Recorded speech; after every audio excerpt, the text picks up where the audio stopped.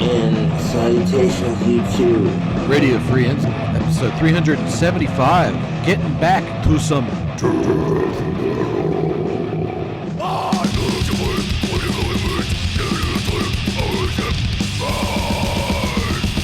and I'm talking about death metal. None of that deedly doodly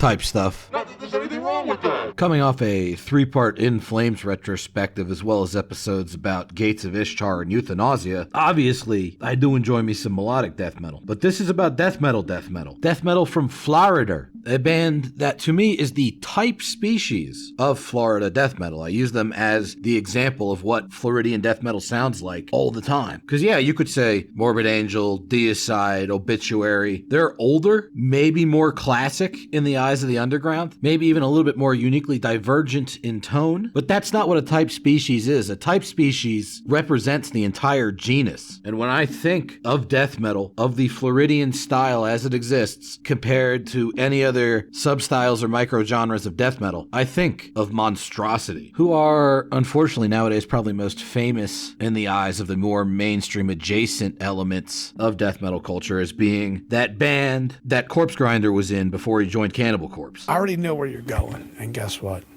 Fuck off. If you were to ask me, Cannibal Corpse should be more well known as the alternative rock band Corpse Grinder was in after the great Lee Harrison permitted him to participate in the creation of two of death metal's all-time classics. Just kidding, but not really. No, I like Corpse Grinder a lot as a person. He seems like a cool guy. Most of the guys in Cannibal Corpse seem like cool dudes. They've just never really grabbed me the way that bands like Monstrosity do. The type species of Floridian death metal, much in the same way that I would say Gorgoroth is like the type species of Norwegian black metal.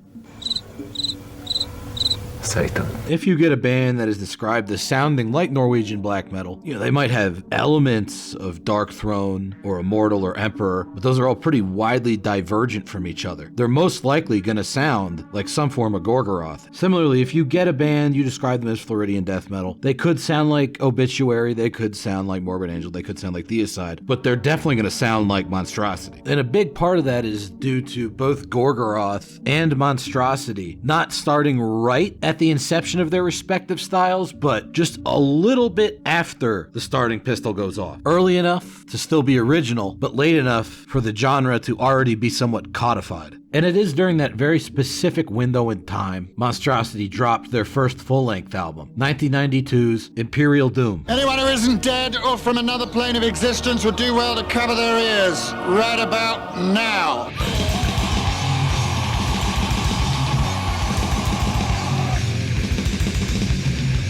That is how you start a fucking death metal album. And pretty much the whole album kind of sounds like that, which is why it's one of the greats. It is rather bestial and savage sounding, but it's also incredibly precise and very well written. That beginning might have sounded like a bunch of nonsense and noise, but it's given context via the way in which all of the subsequent riffs link back to that sort of main theme. The sole constant member of Monstrosity over the years has been drummer Lee Harrison, and it shows in just how percussive this band's overall attack is. And here we go, linking back to that opening, very smoothly done, providing a platform to introduce another key aspect of their sound.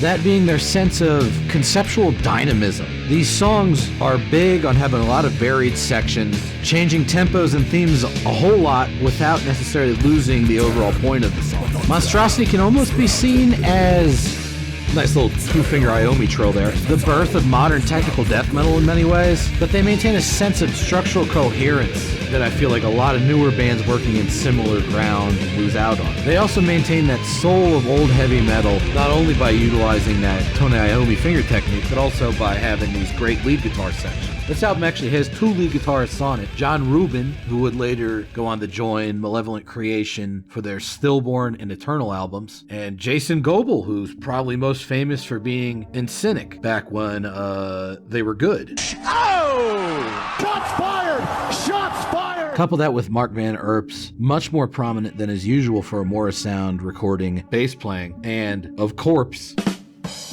Corpsegrinder's inimitable vocal performance. You got all the ingredients for a classic death metal album. But as I mentioned earlier, the main driving force of Monstrosity has always been drummer Lee Harrison, sole constant member, and honestly one of the most underrated musicians and composers in the overall death metal scene. I don't know how many people nowadays are familiar with Monstrosity's 1990 Horror Infinity demo, but I gotta think, if you were hearing that for the first time in 1990, it would have blown your fucking mind.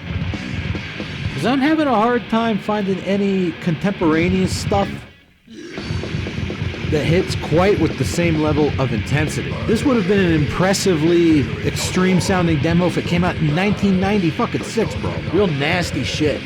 This part's got a decent amount of Morbid Angel and Deicide in its DNA, but it's been combined with that special Monstrosity brain of Technicality. And holy shit, are these drums fucking nuts for 1990. This is pre-Flow, pre-Hellhammer, pre-Frost. Honestly, I think he might even be going harder than Pete Sandoval or Mike Smith, particularly when we get to this Morbid Angel-esque breakdown. Check out this fucking double bass. Ooh, nice. Not to mention this whole section here, where he shows off an interesting array of varied drum beats, kind of interlocking into this more chug-heavy section, accentuating the guitar accents with his own rolls. And then we get to the Ultra Blast. Jesus. Here we go.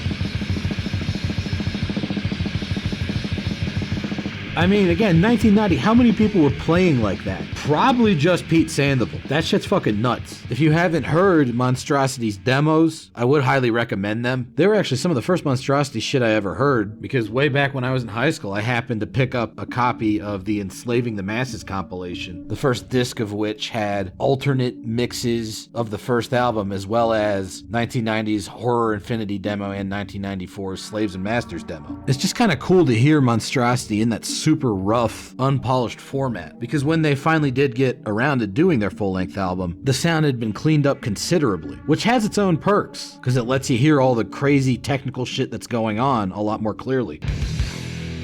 Now, these guys obviously aren't deedly-doodly Gothenburg melodic death metal, but there is a healthy dose of melody to the music, particularly noticeable in this song, entitled Definitive Inquisition. I feel like if you were to play this particular riff with a slightly different cadence, maybe more of an ambient and less active drum beat, that honestly could work in a black metal context. This series of change-ups, however, is definitely just pure Floridian death metal. Nice little ultra percussive transition riff here leading into some weird atmospheric shit with those fuller chords, and then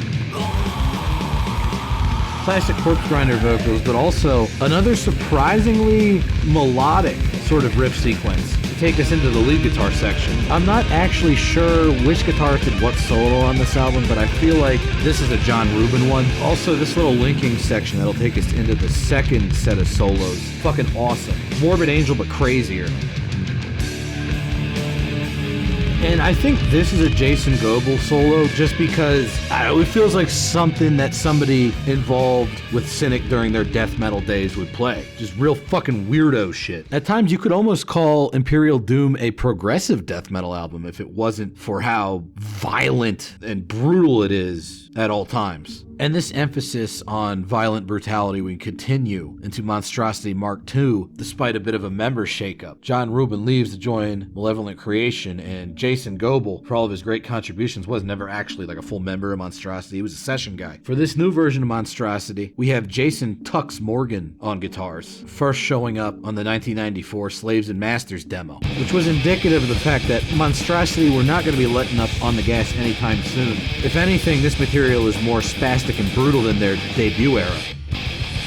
I've actually seen a fair amount of people compare this era of Monstrosity to Deicide's Legion, and that's definitely an apt comparison with how heavily rhythmic and punishing it is. Speaking of punishment, check this shit out.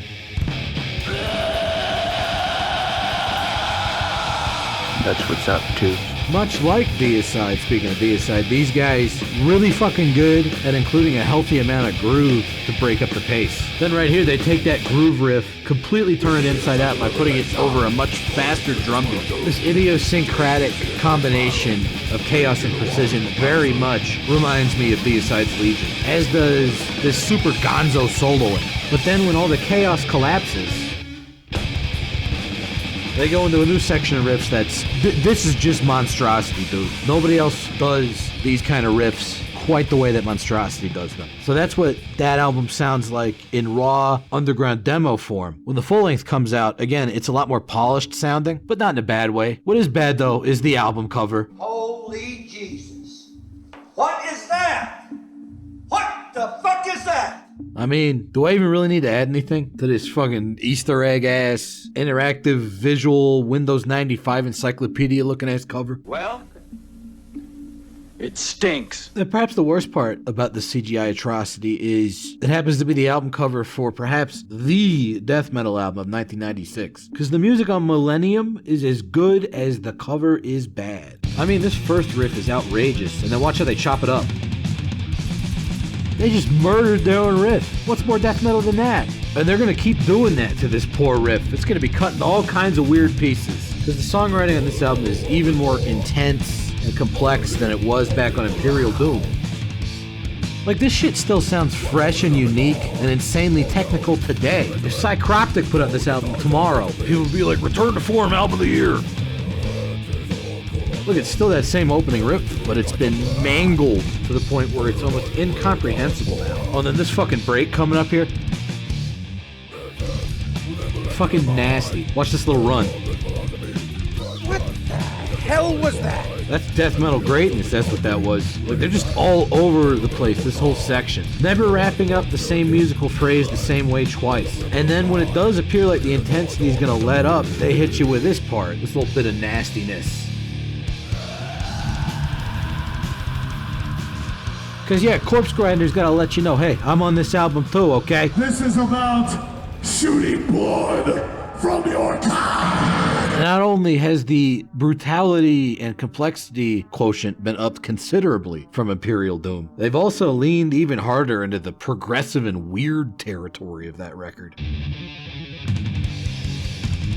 Witness the insanity of my personal favorite song on the record, Devious Instinct, which opens with this barrage of weird fucking scale runs that eventually unfold into a groove-based section that will become more important later on in the song. Right now, they're just kind of coyly introducing the idea, kind of throwing it right at the beginning before this blast beat heavy section. You know, because it's Monstrosity, it's Lee Harrison, there's gonna be blast beats, and they're gonna be real well done. Then we go back into more of those weird kind of scale-based, up and down the stairs type riffs before we get to the final flowering of that groove section from earlier. And what a flowering it is. This soupy mess of guitar effects, string bends, and artificial harmonics. It's a breakdown, but it's maybe the weirdest breakdown I've ever heard. Given a more lo-fi production and lower vocals, this is basically something that Demi-Lich would have killed the right. I also like the integration of fuller chord voices, really expanding the sound out. Probably the closest Monstrosity ever got to a band like Immolation, and it's a real standout. And all of that groovy, soupy weirdness is effectively decimated by another great blast beat heavy section with the fucked up Corpse Grinder scream over top of it. Classic stuff. The Corpse Grinder era of Monstrosity ended after this album, but that's not where the episode ends. Because the third album, In Dark Purity, this is actually what initially inspired me to do a Monstrosity episode. Because it's my personal favorite Monstrosity album. I was listening to it a whole lot last week. And it's one of the most unique sounding Floridian, American, international death metal releases ever. If you're one of these hipsters out there trying to have a go at reviving old school death metal, don't copy Entombed. Don't copy Abhorrence. It's all been done before. I've never seen anybody attempt to clone what Monstrosity did on this album. Even the more normal sounding tracks, such as the opener, Destroying Divinity, it sounds Monstrosity-ish, but there's something a little bit different about it, and it's not just the vocals. It's still technical and it's still brutal, but the focus is less on these technical digressions and short choppy phrases in favor of a more concentrated pulverizing attack. This is much more of a flowing sort of album, even during the groove sections like this one, almost kind of floaty and ambient. The guitars on this album are done by famed semi-session player Tony Norman, and this really is his magnum opus. And yeah, the vocals aren't Corpse Grinder, but I think Jason Avery does a stand-up job. You got the growls, you got the long, drawn-out, tortured-sounding screams. Pretty much everything you're looking for from a Monstrosity vocalist. Jason's main band is actually Eulogy, which are probably the most important Floridian death metal band that never put out a full-length album, only demos and EPs. But that opening track, Destroying Divinity, is probably the most normal sounding Monstrosity track on this album, and it was definitely a good choice for the opener, because the farther you get into this album, the more you realize this is a very different Monstrosity. One of my favorite songs from the middle portion of the album, The Angel's Venom, starts out with some very Monstrosity sounding, kind of ascending riffs, before everything collapses into whatever the fuck this is. If you remember that weird part from the last album on Devious Instinct, sections like this are the most complete evolution of that sound into uncharted death metal territory. It's like a farther development of the weirdest, most lurching, bent-up sections of the best Morbid Angel albums. Then they bring back that blasting bit from the beginning, but it's given a whole new flavor in the context of that weird shit that just happened. All building towards a full stop transition. Yeah, I'd say Jason's an adequate replacement for Corpse Grinder. Pretty nasty scream. But then watch what happens with the lead guitar here.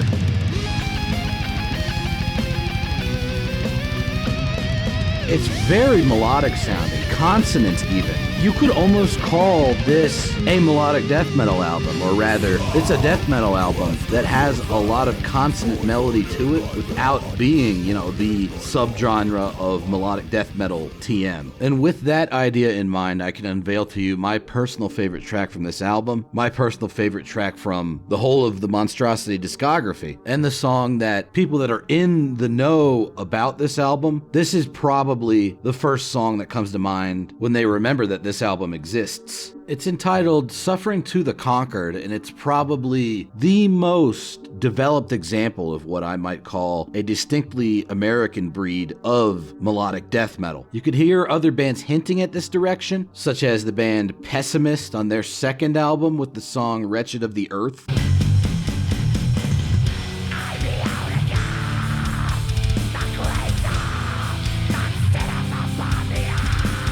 Or Suffocation on their fourth album with the song entitled To Weep Once More.